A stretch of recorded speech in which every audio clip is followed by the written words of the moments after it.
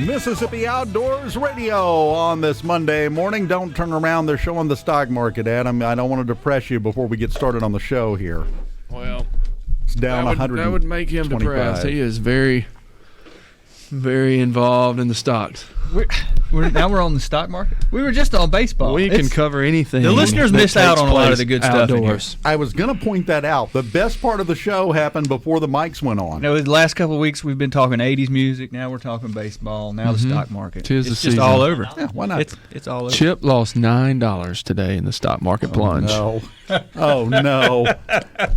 That's real money. It's down 1,023 at the moment. Chip lost $9. There goes lunch. Hey, Man. I mean, it's real. Well, as usual, lunch is on Adam.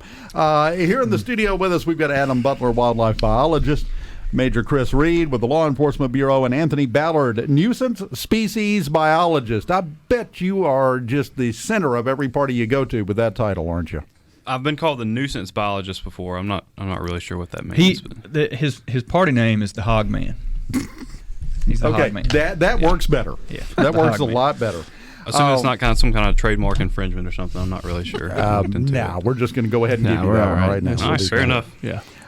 You deserve it. Now, as much as we want to continue the discussion of juicing in baseball and stealing signs, a lot of stuff going on. It's been that kind of day here in the studio. A lot of stuff going on. And before we get to anything else, what are we seeing from the impacts of the flooding? Well, I had a cough there. It's going down, but unfortunately it followed down, all the way till the Louisiana line, and we've had residents been assisting those in the southern parts of the state, but thank goodness it didn't get as high. I think it was 1.5 feet less than was projected, so that was a good thing, and we're still kind of monitoring that and patrolling there.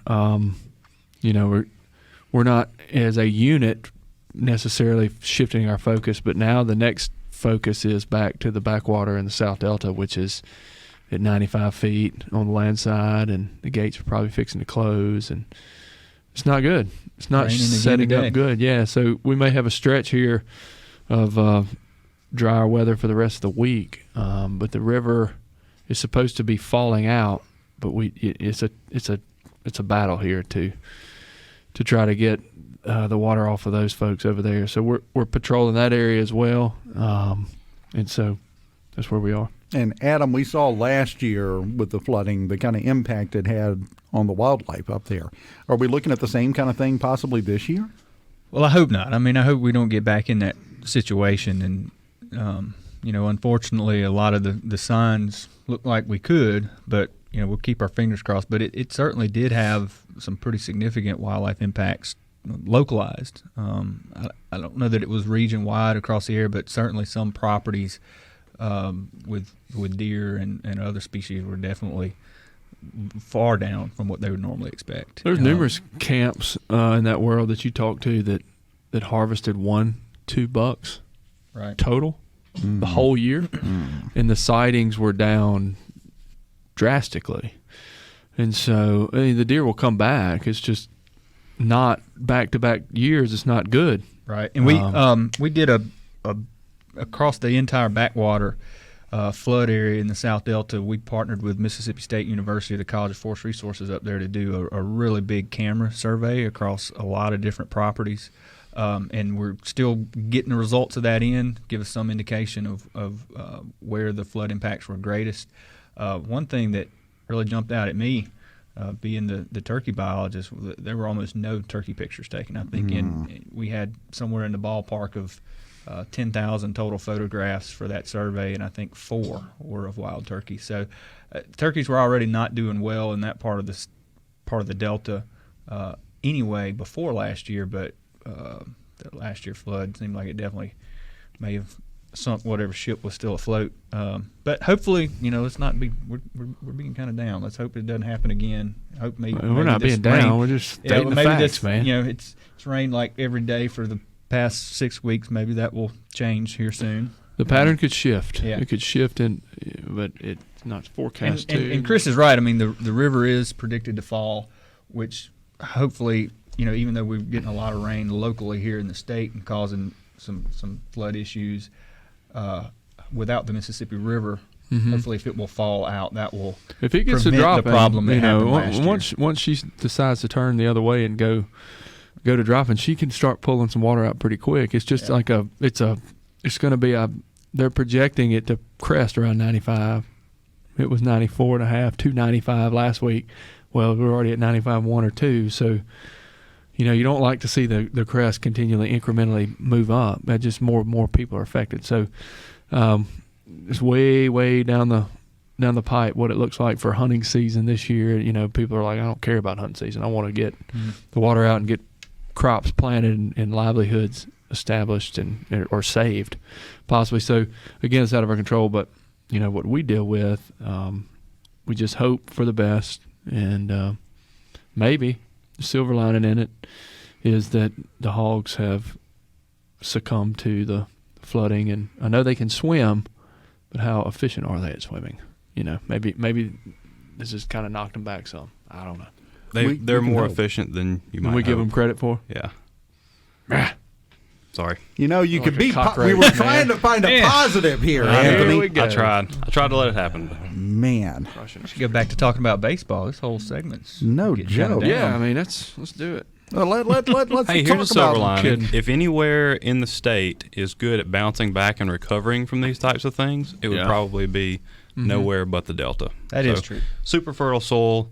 Your plant species are going to come back. Your wildlife's going to come back, but it just takes time.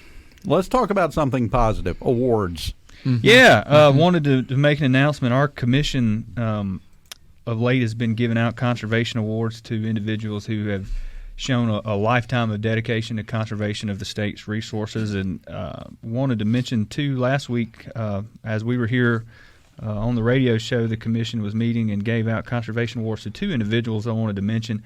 Ronnie Cuz Strickland, who I'm sure a lot of our listeners will recognize. Cuz is I guess most well known for Mossy Oak, producing videos for that homegrown company, but I dare say his personality within the hunting industry is much bigger than even that. Just a heck of a great guy. Like myself, he's afflicted with the turkey hunting disease and has been for a long time. So he got recognized for all that he's done to promote hunting and our outdoor traditions, as did Robert Higginbotham. So listeners may not know his name, but he has been a big part of the Mississippi chapter of the National Wild Turkey Federation, and for some number of years has served on not just with the state chapter but with their national board of directors, and is currently the vice president of the national board of directors for the NWTF. So again, good to have a Mississippian kind of at the helm of that organization that does a lot for wild turkeys. So wanted to just mention congratulations to both of those gentlemen on the air today. Since Fantastic. See, commission we recognized found them. something positive. Yeah, both Anthony with didn't chime in. So. Yeah, both with a pretty strong turkey tie, so I had to put that out there. Well, of course you did. Now, of course, another, I think you could count this as good news in a way, bad news in another way, but last week of squirrel season, this is it.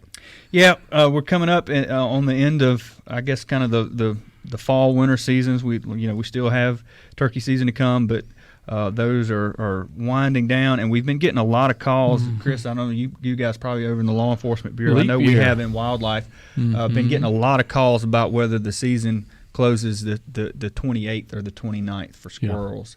And it is the 28th. It is the 28th. Right. Squirrel is one of those seasons where it's in statute. The dates are set in statute, so it's not one where we have to open the regulations. Squirrel, and change rabbits, year to year. all the small games that close on February 28th, which normally would be a weekend or a Saturday, but that last Saturday, February 29th, unfortunately this year is not going to be open. It closes on the 28th. There is some activity, legislative activity to try to solve this issue in the future and give the authority to the agency and the commission to be able to, if that date falls like that, to be able to extend it one more day. So we're looking to try to fix that. We feel good that we'll be able to. You could just clear the language up, say end of February. Right, rather the last than day of February. But in this case, it actually says February 28th in state statute, so it is. So it ends the 28th. You've got a day so of don't February. let Major Reed catch you out there on the 29th. Yeah, or you're in trouble. Yeah, it's not. It's And he's going to be working overtime on the 29th, just to let you know. true. The Just day to doesn't make even sure. exist, except every 4 years. Yeah. Coming up next, let's talk to the Hog Man, Anthony Ballard, and maybe you can answer the question from the C Spire text line in regards to wild hog swimming. Said, do they hoggy paddle? Wow. Thank you. That's awesome. Nice. We'll talk to Anthony next on Mississippi Outdoors Radio. Back to Mississippi Outdoors Radio. In studio, Adam Butler, Major Chris Reed, and joining us now, the nuisance species biologist Anthony Ballard, because we are talking hogs, and I know we have said this many a time. We're going to say it again today. Hogs are a big problem in Mississippi, aren't they? They're absolutely a big problem. Present in all 82 counties. I said present, not present. Close Found, enough. extant in all 82 counties in Mississippi. Have you met Adam and Chris? You don't have to be that precise. Come on. I try. I He try to is put them though. on. He's so well spoken and well read. He is way above my head. Not really. Now, what is it that makes them so Not bad? literally, though. Sir? I'm just ignoring all of this right now. What makes hogs bad? What makes wild hogs a problem? So, as we know, they're invasive species. They were introduced in the 1500s. And so to be a successful invasive species, you have to have very few natural predators in the new environment that you're going into. You have to be able to outcompete the other native animals for whatever resources that you are trying to obtain. And and you have to be very reproductive, very, very successful reproductively. And so wild hogs are all those things to a very large extent. So they breed, usually have litters about twice a year, 4 to 6 piglets per litter. They have very low mortality, have very few natural predators. Once they get 30-ish pounds, there's the list of predators drops off significantly. And on top of all that, they cause about $60 to $70 million in Mississippi of agricultural damages per year, and so that's just in the state of Mississippi. So it's a big problem, and like I said, it's kind of a perfect storm or the perfect villain, so to speak. Ballard, it's been discussed back and forth. When they can begin producing litters. What's the age of that? I mean, I've heard from 6 months, year. Typically, from what I've read, it depends more on body condition than it does on actual age. And so typically 40 pounds or so usually comes between 6 and 8 months that a female can have her first litter. I actually opened one time that was in the 35 to 40 pound neighborhood, and she already had follicular development, which would mean she was getting ready to start going into estrus and reproducing. So it's, like I said, in a place like the South Delta where you have a whole lot of nutrients and readily available things to get fat on, versus somewhere else maybe a little bit different. But in general, 6 to 8 months. Like And ants. one of the impacts from that, though, is that these hogs are out there eating the food of other species that we want to have around. Right.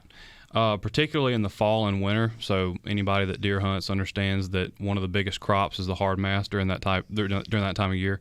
So you have primarily acorns, and so during that time of year, the pigs are going to outcompete the deer species and the turkey species for those resources. And so wherever hogs are on the landscape, that's less acorns and less forage and resources that your native species are getting.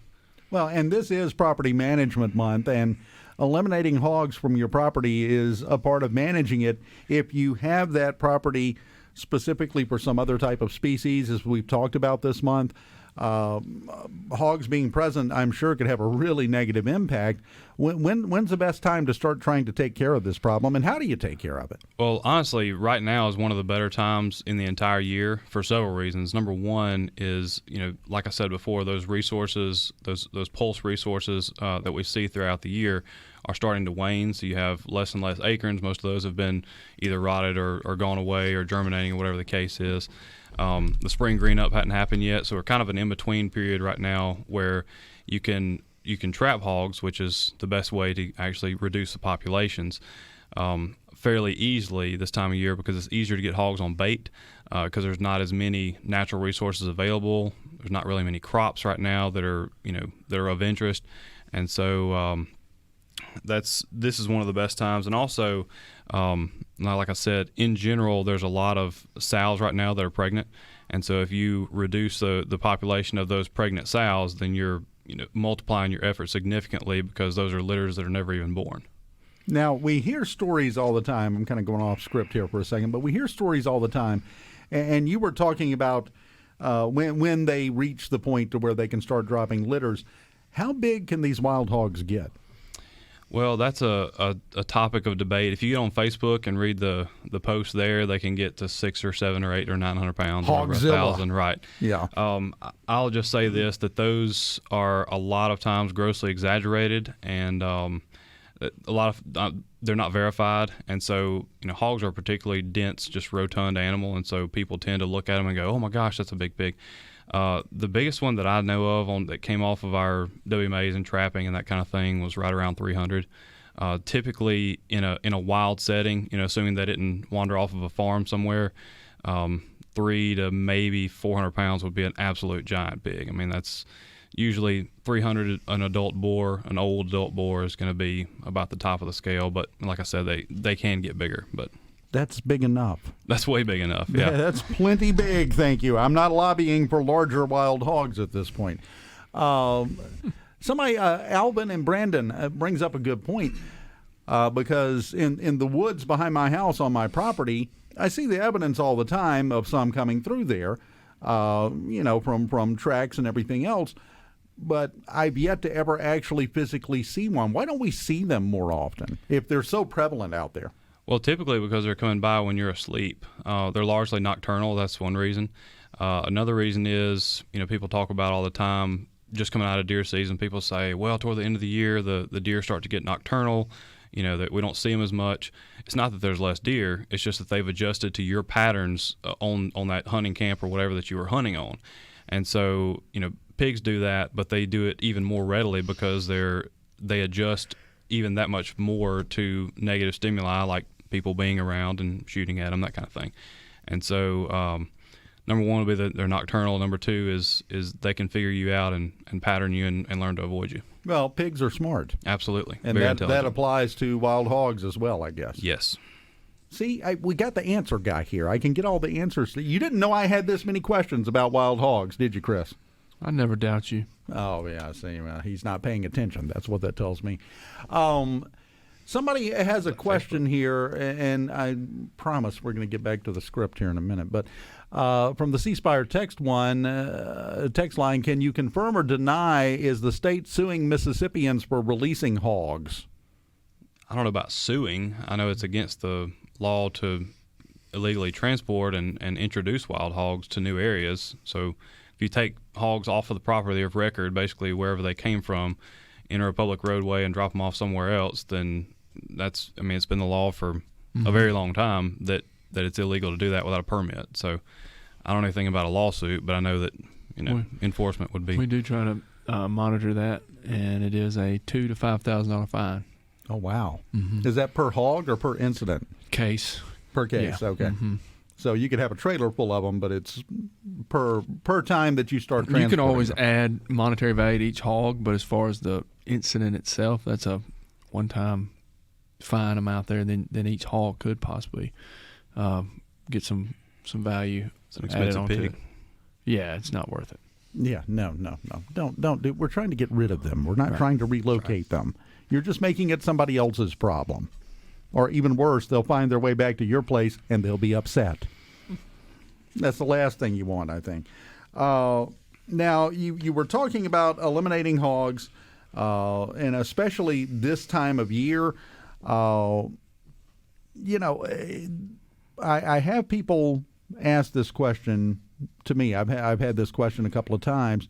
So is there like a hog season?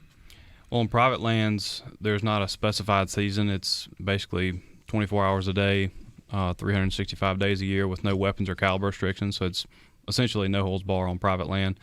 Wildlife management areas are a little bit different, and most of your publicly owned properties are going to be have similar verbiage. And so on our WMAs, it's you have to hunt them with the weapons and caliber legal to hunt any other game during that season. So basically, if it's deer season and you're legal to hunt with, say, a primitive weapon on that WMA, then it's supposed to be incidental take. So if you see pigs while you're out, if you see a sounder of wild hogs, that's just a group of wild hogs. then you're free to take one of those or as many as you want to, but it has to be within those confines of why you were out there in the first place. Are they good to eat? I've eaten one in my entire life, I'll be completely honest. Once I found out how many diseases they carried and how much of a risk it was, that was the last one that I ever ate. So it's kind of like walking through a chicken house and seeing all that, and kind of makes you lose your appetite for Turns them. you off chicken, yeah. That's Same thing.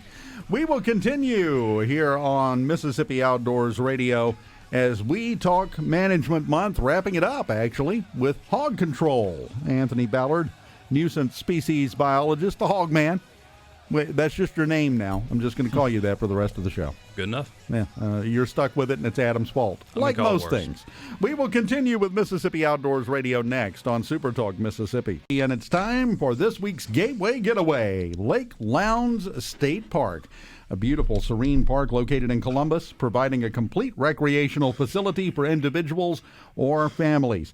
Whether you have a ball game to attend or just need to get away for a while, the park has 8 cabins and 50 RV sites for reservations, and you can bring your horse and ride the 7-mile trail or enjoy amenities like a playground, disc golf, a gym, ball fields, picnic pavilions, tennis courts, nature trails, and boating. And, of course, they have a 150-acre lake offering excellent bass and crappie fishing. You can make a reservation by visiting our website at mdwfp.com or call 1-800-467-2757, or you can call the park directly at 662-328-2110. The Gateway Getaway this week, Lake Lowndes State Park. We have the guys in here, and Anthony Ballard is on center stage right now, the nuisance species biologist. I love that title. I really do. I do still like that. Now, let me ask you this, and I think you probably partially answered this question when we were talking about seasons and talking about whether or not they're good to eat. But why do you guys not encourage recreational hunting? You said it's kind of a take them as they show up thing when you're hunting for other things. Why do you not recommend recreational hog hunting? Well, this is something I wanted to address, particularly this time of year, because people kind of go into withdrawals because deer season's not here anymore, and like we've got a couple more weeks of squirrel season, and then that's going to be gone, and we just got to watch hunting videos until turkey season rolls around. Well, just 1 week. It ends at the end of this week. Yeah. Well, that's true. Squirrel season. But anyway, so. And people are always trying to, this time of year specifically, trying to find something to hunt and wanting to go out. And so I get a lot of emails and phone calls and that kind of thing of people saying, hey, where can I go hunt hogs, whatever. And the reason why we don't encourage the recreational hunting of hogs is for a few reasons. Number one, on our wildlife management areas, we're actually trying to reduce populations. We're trying to trap. Wild hogs are nuisance animals. They're not game species. So they're not afforded the same type of management that we put into other game species to try to proliferate them. We're trying to reduce that population and get it down. So with that in mind, we want to use the most effective tools that we have, and that's trapping. So if we have people that are going out and trying to shoot hogs around traps and that kind of thing, it makes it harder for us to trap them, and it makes everything, basically that whole operation less effective, because you have people that are out on the landscape actively working against what our WMA staff are trying to accomplish. On the private land side, so let's take deer hunting, for example. If you knew that your presence out deer hunting, that your taking of deer was actively working against your populations, in other words, if you're reducing the population and you know it's actually hurting your population of deer in that area, would you still hunt? Most people would say probably not. And that's the problem with recreational hunting of hogs, is because nobody that hunts hogs recreationally wants to see them all gone. And so what we try to do here is try to shift that paradigm. We're not you manage game species, you don't manage mice in your house. You try to eliminate them. And it's kind of that same way. They're pests on the landscape, they're invasive species, they're not game animals. And like you said, recreational hunting really doesn't cut down on the number of hogs anyway. In a lot of studies, it's actually in the ocean. In a lot of studies, it's actually contributed to more hogs in a particular area than it has less, because a lot of times it facilitates illegal transportation of hogs and introductions into new areas. Where are the hogs at? What do you mean? Do you have people call you sometime and go, I want to go kill some hogs? Where are they? All the time. Yeah, all the time. And like I said, I try to politely say, we don't encourage the recreational take of hogs. If you see them on our WMAs, if you see them on your private property, we encourage you to take those if you can, take as many as you can. But again, that's not really what we're in the business of. You're not a guide service. Exactly. Yeah, he's not organizing hunting trips. No, and it's a big kind of to do in the month of February and before turkey season gets off and running for people to have hog hunts, and it's a social gathering, and it doesn't require a whole lot of skill. You just kind of ride around and follow the dogs. For the ones that I've checked and kind of watched, it's a big social gathering, and that's okay. And I think you may have mentioned, or you will, but that's not the most effective means of removing them. And right. So, and just as a side note, turkey season during spring turkey season, it's not legal to hunt to pursue hogs with dogs. Yeah. Run dogs. Period. So, that's something that people need to be aware of during March. Beautiful days, awesome time. You can't go out there with your crew and run those dogs all through the place, and because it's against the law to do that. Now, you mentioned and you compared them to mice in your house. You don't manage mice in your house. What you do when you've got mice in your house, you put traps out. If that doesn't work, you call an exterminator, right, and get rid of them. Do we have wild hog exterminators? That's what they do, is they come in and get rid of the hogs for you? Absolutely, we do. When I say we in the state of Mississippi do, there are several private businesses. We don't actually maintain a list of those, because if you're trapping solely nuisance species as a service in the state of Mississippi, you don't require a permit from us. You have to have your license, of course. But yeah, there are people that do that for a service. And then we have our nuisance wildlife operators that are permitted with the state of Mississippi that remove other species, and that permit allows them to remove and take out other species other than just nuisance species. And so it gets a little murky, but it can be a very worthwhile thing to have somebody like that on your property, particularly large landowners that don't have the time and means to go out and spend that amount of manpower to do that themselves. But one recommendation I would give would be to vet those people extensively, because you don't want them taking wild hogs off of your property. You want to make sure they're going to be respectful of your property and all those sorts of things that you would want anybody to be on your property. Well, and it comes back to, again, you want somebody that knows what they're doing, because if they don't, they're just going to go in there and stir them up and possibly make things worse, right? Right. Yep. And that's where the people contact me all the time, also saying, well, do you know of any places that want me to come shoot hogs on their property? And if that were the case, if somebody wants you to come shoot hogs on their property, it's not going to be a problem to find somebody. There's a long list of people. I think it was a study out of Georgia, if I remember right. They did kind of a matching service of people that wanted people to come shoot hogs on their property and people that wanted to go shoot, and it was something like 10 or 20 fold more people that wanted to go shoot than wanted them on their property, and that's understandable. But in the long run, unless it's supplementary to trapping, it's not going to be very effective in the long run. Now, you mentioned that they did have to have a license to trap hogs or to shoot hogs, right? Yes. So for hunting, is that just like a regular hunting license, or is this a separate thing? Is this different? Well, so are you talking about for the permit or for the actual license? Because we permit those trappers, but they do other work besides just nuisance species. But then as far as just an average Joe wanting to shoot or trap hogs on their property, for hunting, you have to have a valid lifetime all-game or sportsman's license, and then non-residents have to have an all-game license. And then for trapping, you have to have a valid lifetime all-game sportsman or trapping license. So you can buy a trapping license, which are a lot cheaper, be able to trap on your own property. Of course, if the land is deeded in your name, if you're on your property and the deed of the land is in your name, then you don't have to have a license for that. You can just go out there and trap it. Mm-hmm. Okay.